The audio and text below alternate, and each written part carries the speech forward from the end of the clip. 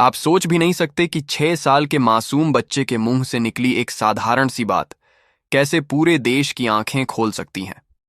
अमित नाम का यह छोटा सा बच्चा, जिसकी उम्र इतनी भी नहीं कि वो अपने जूतों के फीते खुद बांध सके, उसने जो भविष्यवाणी कही उसने बड़े बड़े नेताओं, वैज्ञानिकों और यहां तक कि प्रधानमंत्री के भी होश उड़ा दिए। आप शायद सोच रहे होंगे, एक बच्चा आखिर कह क्या सकता है जो इतना बड़ा असर डाल दे। लेकिन यही तो चमत्कार है। यह सिर्फ एक भविष्यवाणी नहीं थी, यह एक चेतावनी थी, एक संदेश था, एक पुकार थी। हम सब के लिए। हम सब अपनी जिंदगी की भागदौड़ में इतने खोए हुए हैं कि हम ये भूल चुके हैं कि आने वाला समय हमें तैयार कर रहा है। 2030 कोई साधारण साल नहीं है। यह वह साल है जो भारत को नई ऊंचाई पर ले जाएगा या फिर उसे सबसे बड़ी परीक्षा में डालेगा।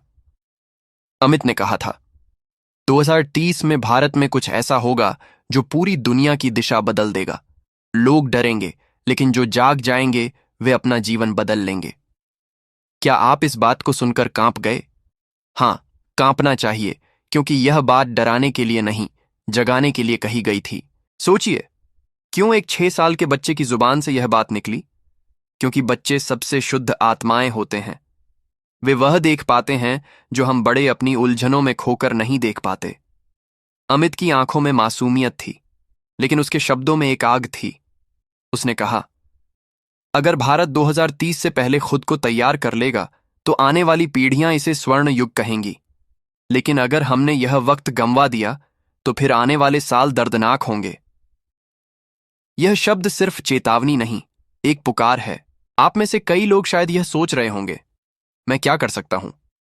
मैं तो बस एक आम इंसान हूं। लेकिन यहीं से असली क्रांति शुरू होती है। क्रांति हमेशा एक व्यक्ति से शुरू होती है, एक विचार से शुरू होती है। इतिहास गवाह है, चाहे वह भगत सिंह हो, महात्मा गांधी हो या अब्दुल कलाम, सबने अकेले शुरुआत की। अमित के शब्द आपको याद दिलाने आए हैं कि आप भी इस देश की कहानी का हिस्सा हैं। अगर 2030 में भारत को दुनिया का नेता बनना है तो हमें अभी से जागना होगा। हमें अपनी आलस, अपनी शिकायतें, अपना डर छोड़ना होगा। हमें अपने बच्चों को सही शिक्षा देनी होगी। हमें खुद को सही सोच देनी होगी। हमें भ्रष्टाचार, नफरत और छोटे छोटे झगड़ों से ऊपर उठना होगा। हमें यह समझना होगा कि भारत सिर्फ एक देश नहीं है, यह एक विचार है, एक चेतना है। अमित ने कहा था, 2030 में भारत की पहचान उसकी ताकत से नहीं, उसकी करुणा से होगी। उसकी अर्थव्यवस्था से नहीं, उसकी आध्यात्मिकता से होगी। क्या आपने गौर किया है कि पूरी दुनिया आज ध्यान, योग और आध्यात्मिकता की तरफ मुड़ रही है? क्योंकि जो भारत के पास है वह दुनिया के पास नहीं है। लेकिन दुख की बात है कि हम खुद ही अपने खजाने को भूलते जा रहे हैं। अगर आज आप यह सुन रहे हैं तो समझ लीजिए, यह संयोग नहीं है, यह ब्रह्मांड का बुलावा है। आपको चुना गया है। हां, आपको। यह संदेश सिर्फ अमित का नहीं है, यह संदेश है हर उस आत्मा का जो चाहती है कि भारत जागे, जो चाहती है कि आप जागे। सोचिए, एक बच्चा भी यह देख सकता है कि भविष्य में क्या आने वाला है। तो हम क्यों नहीं देख सकते? हम क्यों नहीं बदल सकते? 2030 सिर्फ एक तारीख नहीं है, यह एक दर्पण है जो हमें दिखाएगा कि हमने अपने जीवन में क्या किया। अगर हम आज मेहनत करेंगे, सही काम करेंगे, सही सोच अपनाएंगे, तो 2030 हमारा सबसे बड़ा उत्सव होगा। लेकिन अगर हम सोते रहे तो यह साल हमें झकझोर कर रख देगा। मैं आपसे कहता हूं, आज से, अभी से शुरुआत करें। सुबह जल्दी उठें, अपने शरीर को मजबूत बनाएं, अपने दिमाग को साफ रखें, अपने रिश्तों को ठीक करें, दूसरों की मदद करें। यह सब छोटे कदम हैं, लेकिन मिलकर ये आपकी और इस देश की दिशा बदल देंगे। और जब 2030 आएगा, आप गर्व से कह सकेंगे, हां, मैंने अपना हिस्सा निभाया। हां, मैंने अपने देश को बदला। और तब शायद अमित जैसे बच्चे मुस्कुराएंगे, क्योंकि उनकी भविष्यवाणी सच होगी। सच, लेकिन डरावनी नहीं, प्रेरणादायक। तो आज एक वादा कीजिए, अपने आप से, अपने बच्चों से, अपने देश से, कि आप अपनी जिंदगी को बेकार नहीं जाने देंगे। आप इस जागरण का हिस्सा बनेंगे, क्योंकि यही वह समय है जो इतिहास में दर्ज होगा। और अगर यह बात आपके दिल को छू गई है, अगर आपको लगा कि यह संदेश आपके लिए था, तो इसे अपने तक मत रखिए, इसे शेयर कीजिए। अपने दोस्तों, परिवार और अपनों को सुनाइए, उन्हें भी जगाइए। क्योंकि एक जागृत आत्मा से ही एक जागृत देश बनता है। उस छोटे से बच्चे की आवाज ने मानो पूरे देश की नब्ज पकड़ ली थी। लोग कह रहे थे, ये कोई आम बच्चा नहीं है, ये तो भगवान का दूत है। लेकिन सच कहूं तो मुझे उसमें भगवान से भी ज्यादा इंसानियत की ताकत दिखी। सोचिए, 6 साल का बच्चा और उसकी बातों में इतना यकीन, इतनी सच्चाई, इतनी गूंज कि बड़े बड़े मंत्री और वैज्ञानिक तक सोच में पड़ जाएं। उसने कहा, 2030 में भारत में ऐसा बदलाव आएगा कि दुनिया भारत से सीखने आएगी। सुनकर लोग सिहर गए, क्योंकि वो बच्चा डराने की बात नहीं कर रहा था, वो चेतावनी दे रहा था। अगर हम आज सही फैसले नहीं लेंगे, अगर हम आज भी नफरत में, आलस में, बेईमानी में डूबे रहेंगे, तो 2030 हमारे लिए खतरनाक साल हो सकता है। लेकिन अगर हम संभल गए, अगर हम उठ खड़े हुए, अगर हम बदल गए, तो 2030 वो साल होगा जब भारत दुनिया का नेतृत्व करेगा। ये सिर्फ भविष्यवाणी नहीं थी, ये एक चुनौती थी। एक 6 साल का बच्चा हमें आईना दिखा रहा था कि हम किस तरफ बढ़ रहे हैं। और सच कहूं दोस्तों, ये सिर्फ नेताओं के लिए मैसेज नहीं था, ये मेरे और आपके लिए था। क्योंकि देश सिर्फ संसद से नहीं चलता, देश चलता है आम आदमी की सोच से।